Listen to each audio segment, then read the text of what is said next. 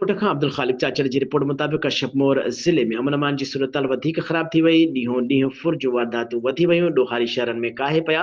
हिकु ॾींहुं अॻु भतो न ॾियण तां ॾोहार अनाज मंडी जी चढ़ाई करे फायरिंग कई वई हुई, जंहिंमें लॾ पलाण करे वियल अनेश कुमार जेको हिकु महीनो बाद हू त पंहिंजे जनम भूमि कंधकोट वापसि आयो त गोलियुनि जे वर चढ़ी वियो। अहिड़े अमल ख़िलाफ़ आल पार्टीज़ ऐं SUP जे सॾ ते शटर बंदि हड़ताल करे एहतजाजी रैली कढी वई।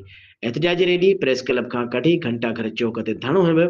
उन मौक़े ते आल पार्टीज़ मूवमेंट जे अॻुवाणनि दिलमराद ॾहाणी, हाजी हुज़ूर बख्श मुगुल, डॉक्टर मेहर चंद ज़रियत बिजाराणी, गुलाम मुस्तफ़ा मीराणी, अकरम बाजकाणी, फिदा हुसैन मेमदाणी ॿियनि चयो त अमन अमान जी सूरत इंतहाई ख़राब थी चुकी आहे।